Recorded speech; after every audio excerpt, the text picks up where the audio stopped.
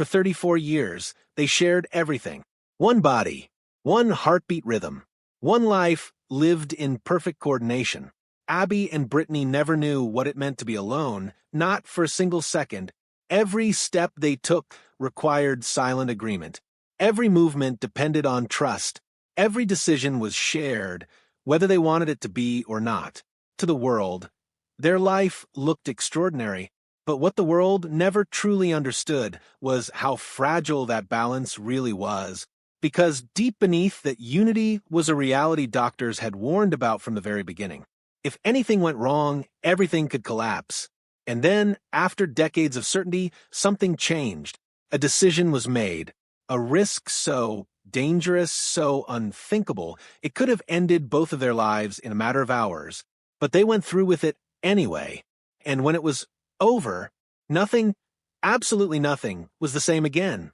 So, what really happened behind closed doors?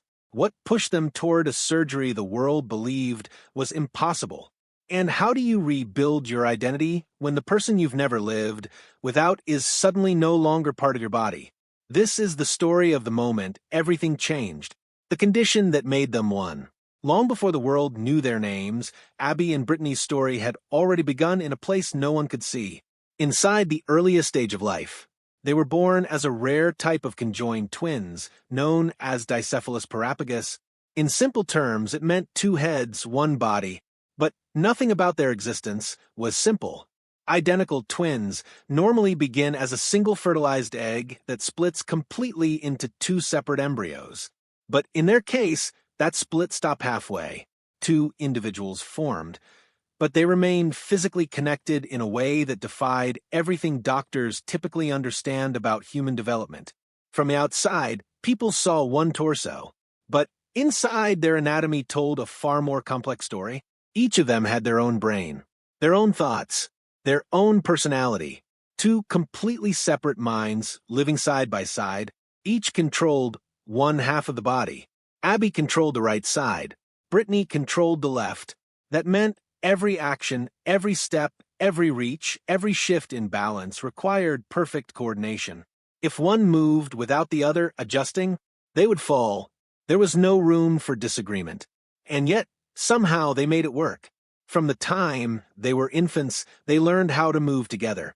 Not through instruction, but through instinct, repetition, and an unspoken understanding that most people could never imagine. Over time, what seemed impossible became natural. Walking, writing, even riding a bicycle, they did it all together. But beneath that incredible coordination was a medical reality far more complicated. They didn't just share a body. They shared vital organs. Two hearts beat within one chest. Two stomachs fed into a shared digestive system. One liver supported them both. One bladder. One reproductive system. One set of intestines.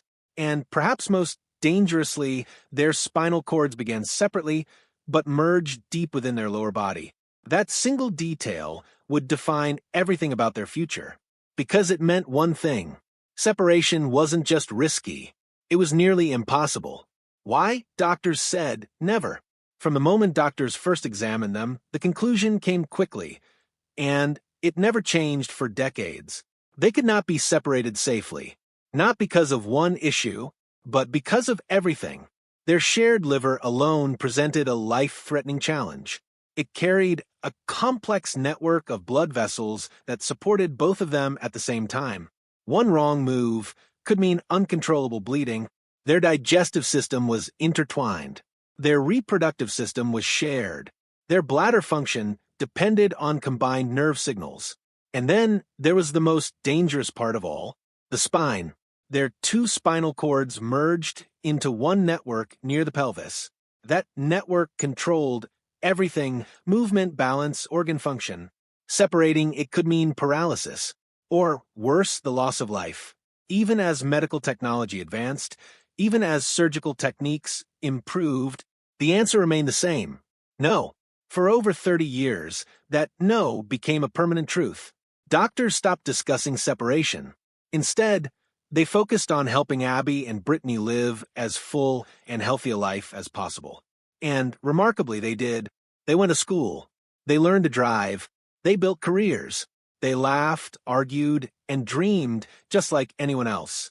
But no matter how normal life became, one question always lingered in the background. What if everything could change? The decision that changed everything. For most of their lives, the idea of separation wasn't even considered. It was too dangerous, too uncertain, too final. But as time passed, something shifted.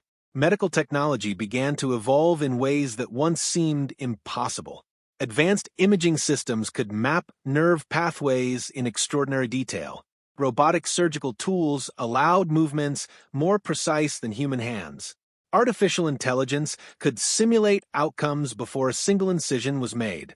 For the first time, doctors could see possibilities they had never seen before. But possibility didn't mean safety. The risks were still enormous. Failure wouldn't just mean complications. It would mean death. So the question became, do you stay in a life that works or risk everything for a life that might? There was no easy answer. Because this wasn't just a medical decision. It was a deeply human one. After years of discussion, evaluation, and preparation, they made their choice. And the moment that decision was finalized, there was no turning back. The 72 hours that pushed the limits of medicine. The operation that followed wasn't just complex. It was one of the most demanding procedures ever attempted. The surgical wing was placed under strict control. Only essential personnel were allowed inside. Every detail, every movement was planned in advance. A team of specialists from multiple fields worked together.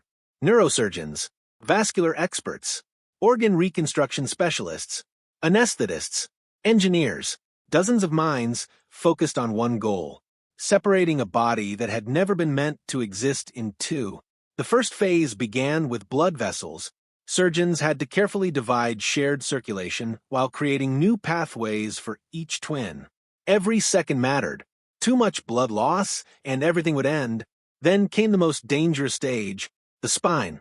Their merged nerve network had to be separated with extreme precision. One wrong cut could cause permanent paralysis or immediate failure. Machines monitored brain signals, muscle responses, and reflex activity in real time. Every movement was guided by data. Every decision carried weight. And then, in the middle of it all, everything stopped. Abby's heart went into sudden arrest. For a moment, the room froze. Then chaos turned into controlled urgency. Cardiac specialists moved instantly. Every second stretched longer than it should have, because in that moment, the entire operation hung by a thread. And then, a heartbeat returned. The line on the monitor stabilized. The room exhaled, but no one relaxed. Because the hardest part was still ahead. The surgery continued. Organs were divided. The liver was carefully split. New structures were built where none had existed before. Artificial materials supported what could not be naturally separated. Muscles were reconstructed. Skin was prepared for closure. Hour after hour, the impossible slowly began to take shape, until finally, the moment arrived. For the first time in their lives, there were two bodies, two separate patients, two individuals no longer physically connected. But survival was only the beginning. Learning how to live alone. The days after surgery were not filled with celebration. They were filled with silence, weakness, confusion. For the first time, Abby and Brittany faced something they had never experienced before. Separation. Their muscles were fragile. Their nerves were adjusting. Simple movements felt foreign. Lifting an arm required effort. Sitting up felt like learning from the beginning. Walking? That felt impossible. But the physical struggle was only part of it. The emotional impact was deeper. For 34 years, they had never been apart. Not even for a moment. Now, there was space between them. That space felt wrong. Unnatural. Like something was missing. Their minds struggled to accept the new reality. To help them adjust, therapists used small, careful steps. Mirrors were placed in their rooms. Familiar sounds surrounded them. And eventually, they were allowed to see each other again. That moment was quiet. No cameras, no noise. Just two people seeing each other as individuals for the very first time. They reached out, hands touched, a simple confirmation. We're still here.